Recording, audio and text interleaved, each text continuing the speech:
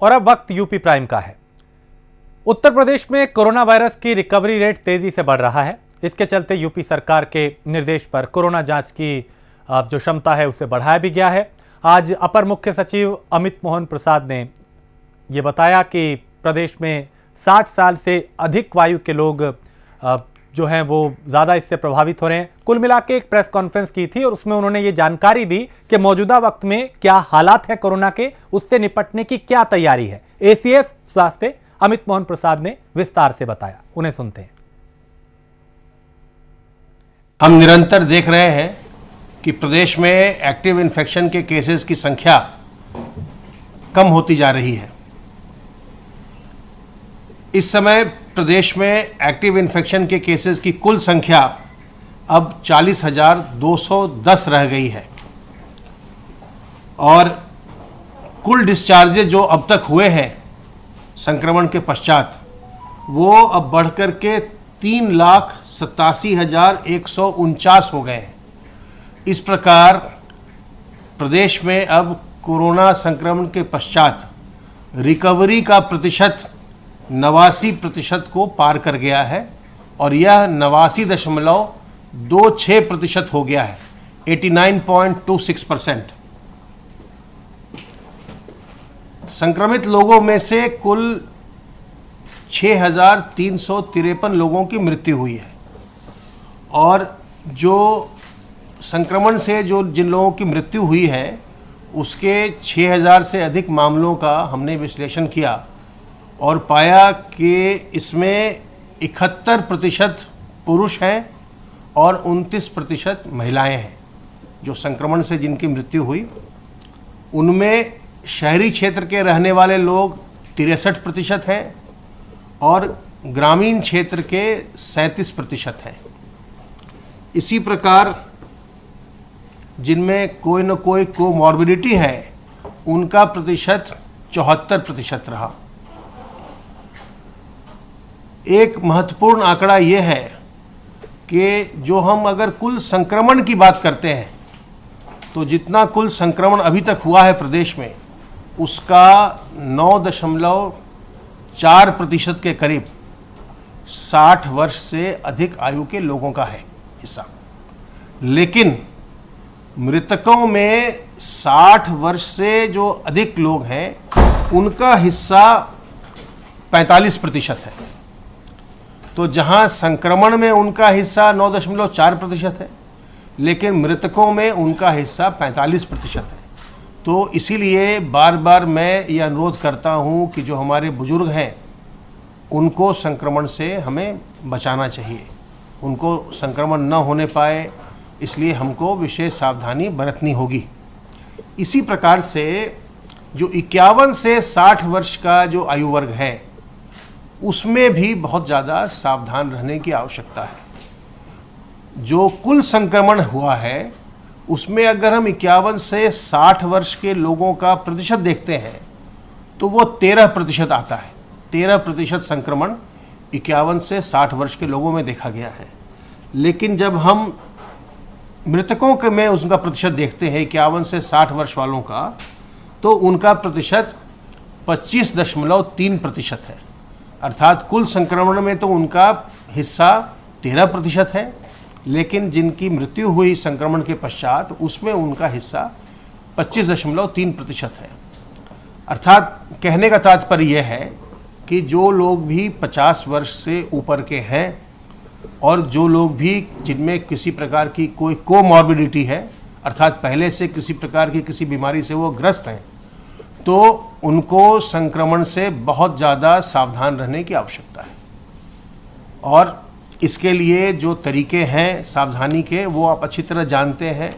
अपने हाथ को साबुन पानी से बार बार साफ़ करते रहना, कम से कम 30-40 सेकंड तक साफ़ करना, अपने मुंह और नाक को ढक कर रखना मास्क से, गमछे से, रुमाल से, दुपट्टे से, और लोगों से 2 गज की दूरी मेंटेन करना। ये इन सावधानियों को बरतकर हम संक्रमण से बचे रह सकते हैं। और विशेष करके हमें ध्यान रखना चाहिए जो लोग बुजुर्ग हैं और जो लोग पहले से बीमार हैं उनसे हमें दूरी मेंटेन करनी चाहिए। सैंपल टेस्टिंग में आप जानते हैं कि प्रदेश ने नए नए आयाम स्थापित किए हैं, नए बेंचमार्क स्थापित किए हैं और देश में सबसे ज़्यादा टेस्ट करने वाला प्रदेश है हमारा उत्तर प्रदेश। और कल एक नया बेंचमार्क स्थापित हुआ। कल प्रदेश में 2.25 लाख से ज़्यादा टेस्ट एक दिन में हुए। कल 1,76,514 टेस्ट हुए प्रदेश में और अब तक प्रदेश में 1,17,26,075 टेस्ट किए जा चुके हैं। जो हमारे कुल एक्टिव केस हैं 40,210, इनमें से 18,654 होम आइसोलेशन में हैं और 3,106 इस समय निजी चिकित्सालयों में भुगतान के आधार पर अपना इलाज करवा रहे हैं। ई संजीवनी पोर्टल का, जिससे हम घर बैठे डॉक्टरों की सलाह प्राप्त कर सकते हैं वीडियो कॉलिंग के माध्यम से, उसका प्रदेशवासी अब काफ़ी लाभ उठा रहे हैं। ये प्रदेश में काफ़ी प्रचलित हो गया है और मेरा निवेदन है कि आप इसको और अधिक से अधिक इसका उपयोग करें। इसके लिए हम हर मंडल के स्तर पर हम नए नए हब्स भी क्रिएट कर रहे हैं, जिससे कि आपको टेली कंसल्टेशन में सुविधा हो। कल प्रदेश में 2,729 लोगों ने ई संजीवनी पोर्टल पर टेली कंसल्टेशन किया और अब तक प्रदेश में 1,30,286 लोग टेली कंसल्टेशन कर चुके हैं। दिनांक 8 अक्टूबर को सरकारी अस्पतालों में 6,433 बच्चों का जन्म हुआ, संस्थागत प्रसव हुआ, जो कि बहुत ही महत्वपूर्ण है माँ और बच्चे के स्वास्थ्य के लिए। इनमें से 6,197 का जन्म नॉर्मल डिलीवरी के माध्यम से हुआ और 236 सिजेरियन सेक्शन किए गए। संक्रमण को नियंत्रित करने के लिए सर्विलेंस की कार्रवाई लगातार चलती रहती है। हमारे पूरे प्रदेश में सर्विलेंस के लिए हजारों टीमें लगी हुई हैं जो कॉन्टैक्ट ट्रेसिंग का कार्य करती हैं और ऐसे भी जो हमारे कंटेनमेंट जोन है या उसके बाहर, वहाँ पर वो एक्टिव केस सर्च करती हैं। तो अब तक 1,36,383 इलाकों में 4,11,492 टीम दिवस के माध्यम से 2,66,90,251 घरों का सर्विलांस किया गया है और इनमें रहने वालों की संख्या 13,18,96,290 है। आज प्रातः माननीय मुख्यमंत्री जी के द्वारा टीम 11 की बैठक की गई और माननीय मुख्यमंत्री जी ने उस पर जो प्रदेश ने आज एक नया बेंचमार्क स्थापित किया 1,76,000 से अधिक टेस्ट करने का, उस पर उन्होंने संतोष व्यक्त किया और निर्देश दिया कि टेस्टिंग का कार्य निरंतर हमें अधिक से अधिक संख्या में करते रहना है ताकि हम केसेस को हम अर्ली डिटेक्ट करते रहें और संक्रमण को प्रदेश में नियंत्रित रखें। विशेष करके माननीय मुख्यमंत्री जी ने कोविड-19 के दृष्टिगत हाई रिस्क ग्रुप को लक्षित करते हुए बेहतर चिकित्सा व्यवस्था सुनिश्चित करने के निर्देश दिए और उन्होंने चिकित्सा शिक्षा विभाग को यह भी निर्देश दिया है कि जो कोमॉर्बिड लोग हैं, जिनको पहले से किसी प्रकार की कोई बीमारी है, उनको जब डिस्चार्ज किया जाता है तो उसमें ये अवश्य सुनिश्चित कर लिया जाए कि जब वो निगेटिव हो जाएं, जब कोरोना निगेटिव हो जाए तभी उनको डिस्चार्ज किसी भी हॉस्पिटल से L2 से या L3 से किया जाए। स्वच्छता और सैनिटाइजेशन का एक विशेष अभियान चलाया जाना है और उसके लिए माननीय मुख्यमंत्री जी ने ये निर्देश दिया है कि एंटी लार्वल रसायनों का छिड़काव हर गांव, शहर, स्कूल, संस्था आदि सब में किया जाए। 15 अक्टूबर को वर्ल्ड हैंड वॉश डे होता है और आप जानते हैं कि हैंड वॉश कोरोना के लिए भी बहुत इम्पॉर्टेंट है, बहुत ही महत्वपूर्ण है इससे बचने के लिए, इस संक्रमण से बचने के लिए। और जो डायरिया, डिसेंट्री की बीमारियां होती हैं उनसे भी बचने के लिए हैंड वॉश बहुत ही ज़रूरी है। तो माननीय मुख्यमंत्री जी ने निर्देश दिया है कि 15 अक्टूबर 2020 को जब वर्ल्ड हैंड वॉश डे होगा उस पर एक विशेष अभियान संचालित किया जाए, विशेष कार्यक्रम किया जाए। 11 अक्टूबर को अर्थात कल प्रदेश में PCS की प्रारंभिक परीक्षा हो रही है। ये बहुत बड़े स्तर पर परीक्षा होने वाली है और इसको सुचारू रूप से कराने के लिए और कानून व्यवस्था की दृष्टि से भी इसमें पूरी चौकसी रखने के उन्होंने निर्देश दिए हैं। सीएम योगी ने विधानसभा क्षेत्र के देवरिया विधानसभा क्षेत्र के मंडल बूथ स्तर के कार्यकर्ताओं के साथ वर्चुअल संवाद किया। इस दौरान मुख्यमंत्री ने कहा कि जब भी इन्हें सत्ता मिली, इन्होंने अपने परिवार के अलावा किसी का भला नहीं किया। एक तरीके से ये उनका विपक्ष पे वार था कि विपक्षी दलों ने जब भी वो सत्ता में आए सिर्फ अपने परिवारों का भला किया। इनके लिए अपना परिवार और खानदान ही देश है। आबादी, विकास सबका, योजनाओं का लाभ सबको, विकास की प्रक्रिया से सबको जोड़ने का प्रयास। यह अभियान लगातार पिछले 6 वर्षों से केंद्र की सरकार चला रही है। पिछले 3-3.5 वर्षों से प्रदेश की सरकार के द्वारा लगातार इस अभियान को आगे बढ़ाया जा रहा है। लेकिन वहीं साथ ही साथ कुछ ऐसे लोग हैं जिनके डीएनए में विभाजन है, बंटवारा है, उनको पूरा कुछ भी नहीं अच्छा लगता। वे हर चीज को काट छांट करना चाहते हैं और जाति के आधार पर बांटना, क्षेत्र और मत और मजहब के आधार पर बांटना उनकी प्रवृत्ति बन चुकी है, उनके डीएनए का हिस्सा ये बन चुका है। और इसलिए ये लोग लगातार इस प्रकार के प्रयास किए जा रहे हैं। इन्होंने पहले देश को बांटा, उसके बाद जाति के आधार पर सामाजिक ताने बाने को छिन्न भिन्न किया। जब भी इन्हें सत्ता मिली, इन्होंने अपने परिवार के अलावा किसी को नहीं माना। इन सबके चेहरों को पहचानिए तो इनके लिए अपना परिवार और अपना खानदान ही देश है, वही समाज है, बाकी कुछ नहीं है।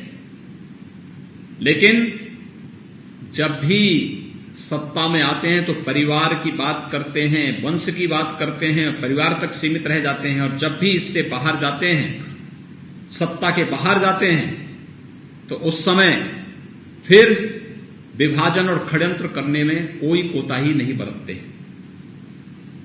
और अब तो इन लोगों के चेहरे बेनकाब होते जा रहे हैं।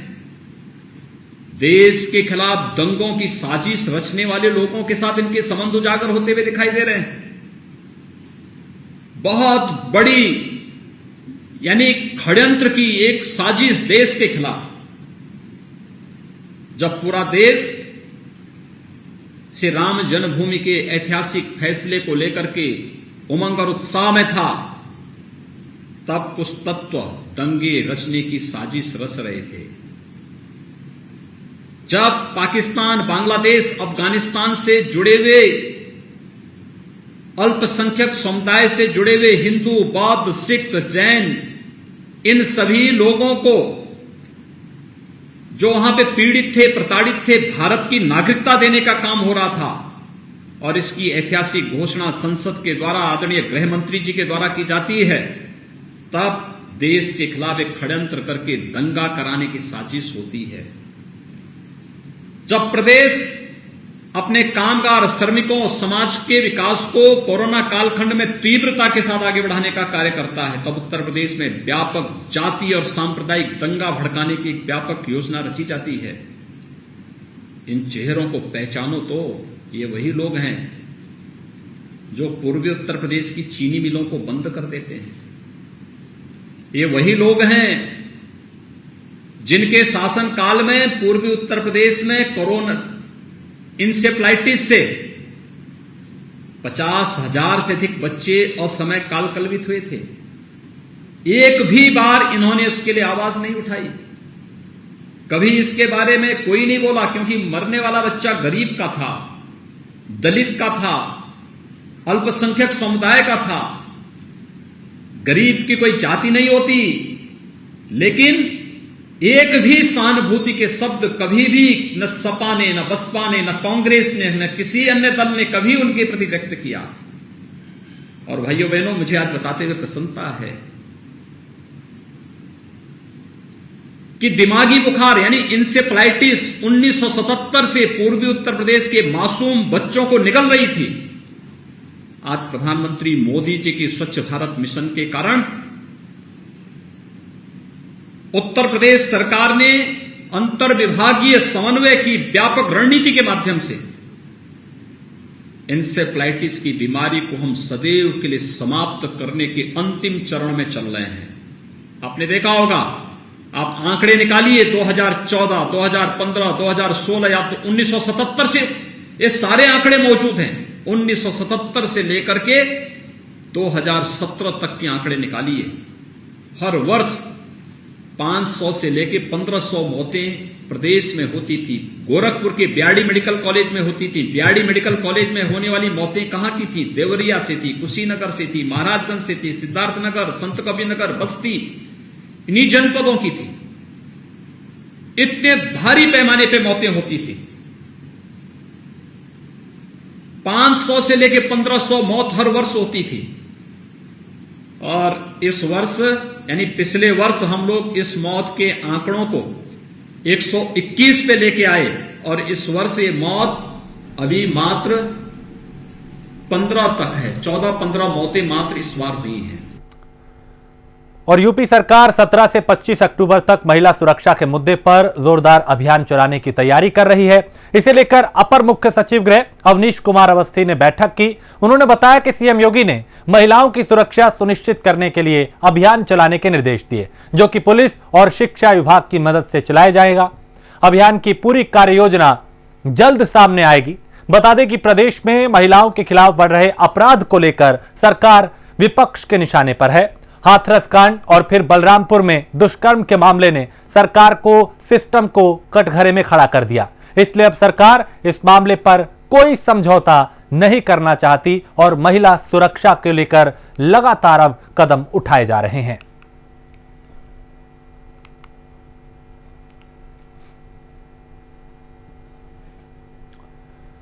और प्रदेश सरकार ने 2 वरिष्ठ आईपीएस अफसरों का तबादला कर दिया है, जिसमें डीजीपी मुख्यालय लखनऊ में एडीजी स्थापना के पद पर तैनात साल 1991 बैच के आईपीएस पीयूष आनंद को अब एडीजी रेलवे का पद सौंपा गया है।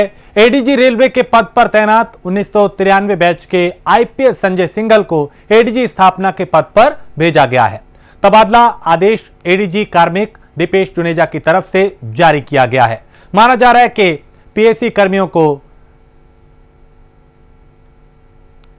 उनके लिए कहीं ना कहीं पदोन्नत का रिवर्ट किए जाने के प्रकरण में एडीजी स्थापना पीयूष आनंद का तबादला किया गया है। सीएम योगी ने डीजीपी मुख्यालय के इस फैसले पर नाराजगी जताई थी और पीएससी में वापस भेजे गए सभी जवानों को तत्काल पदोन्नत करने का निर्देश दिया था।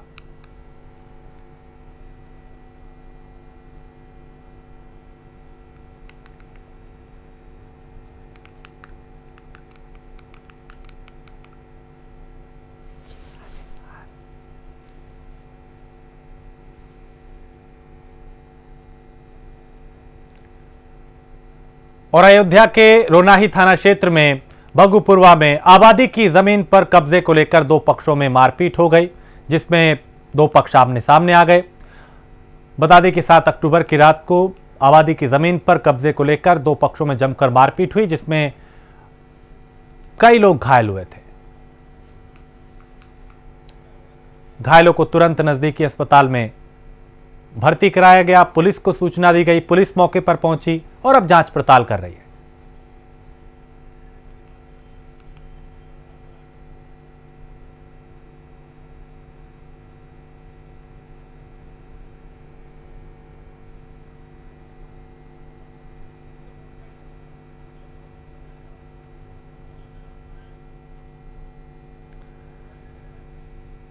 और अयोध्या नगर निगम में फर्जी सफाई कर्मियों के नाम पर लगभग 3 करोड़ रुपए का घोटाला सामने आया है। नगर निगम के संविदा कंपनी को हुए भुगतान के बिलों में फर्जी नाम पाए गए। सफाई कर्मचारियों की आउटसोर्सिंग कंपनी की जांच में यह खुलासा हुआ है, जिसके बाद नगर आयुक्त ने पूरे मामले की जांच के आदेश दिए। अगर जांच सही हुई तो जनपद के कई बड़े सफेदपोशों के नाम इस मामले में सामने आ सकते हैं। अयोध्या नगर निगम के 300 फर्जी कर्मचारियों के जरिए संविदा कंपनी ने नगर निगम को 2 साल में 3 करोड़ से ज्यादा की चपत लगाई है और नगर निगम जल्द ही खातों में भेजी गई धनराशि की रिकवरी रिपोर्ट दर्ज कराने की तैयारी कर रहा है।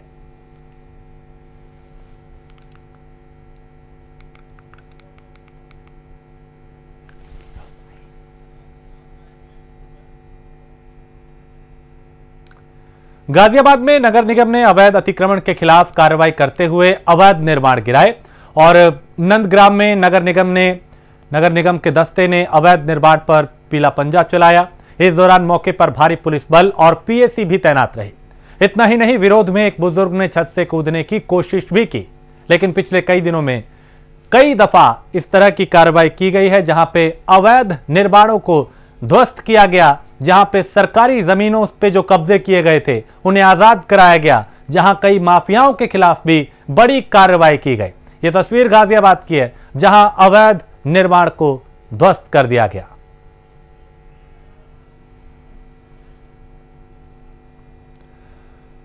मुरादाबाद में कैबिनेट मंत्री ब्रिजेश पाठक के पहुंचने के बाद जगह जगह उनका जोरदार स्वागत किया गया, उन्हें सम्मानित किया गया। चुनाव को लेकर मंत्री जी का मुरादाबाद का ये दौरा था, तो वहीं मंत्री के काफिले में हजारों की संख्या में भीड़ मौजूद रही। और जब हाथरस कांड के विषय में उनसे बात की गई तो हाथरस की घटना को उन्होंने दुखद बताया।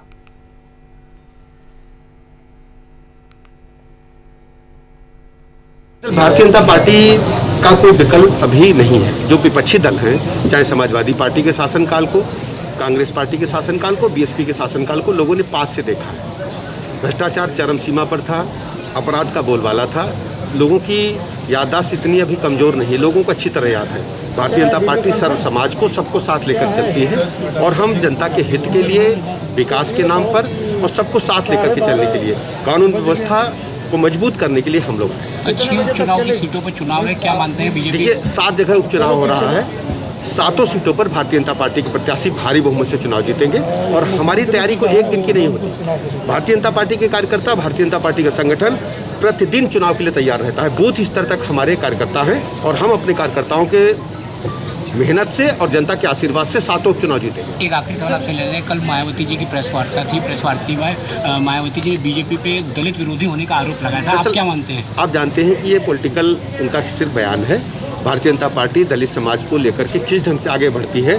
भारत को अगर राष्ट्रपति किसी ने दलित दिया है तो आदरणीय मोदी जी ने, भारतीय जनता पार्टी की व्यवस्था ने दिया है और पूरे दुनिया को गर्व है कि हमारे यहाँ जो राष्ट्रपति जो सर्वोच्च पद है वो हमारे दलित समाज से है। और इस तरीके की बातें पॉलिटिकल बयानबाजी की सिवाय कुछ।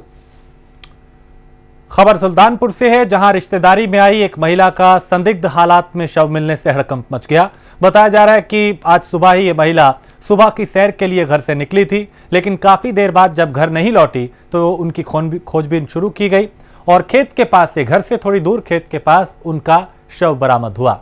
पुलिस को तुरंत सूचना दी गई, पुलिस मौके पर पहुंची और अब जांच की जा रही है।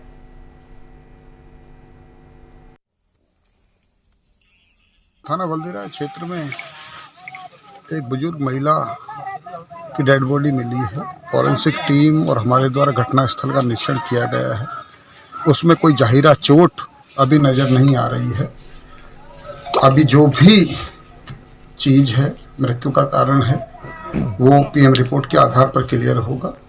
सुबह ही ये घर से निकली थी मॉर्निंग वॉक के लिए, तो साबित जितने भी तथ्य हैं उनको पुलिस जांच रही है। उसके आधार पर जो विधिक कार्रवाई है वो संपन्न करवाई जाए।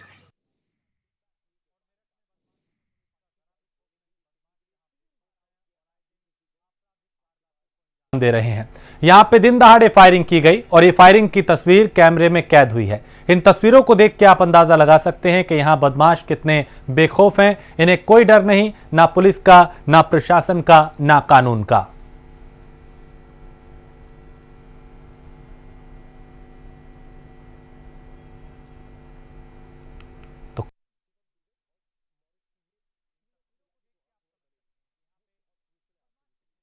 कोई डर नहीं है उन्हें कि इस कार्रवाई का, इस घटना का, इस वारदात का अंजाम क्या होगा। और दिन के उजाले में लोग आसपास वहां पे मौजूद हैं, यह शख्स फायरिंग कर रहा है।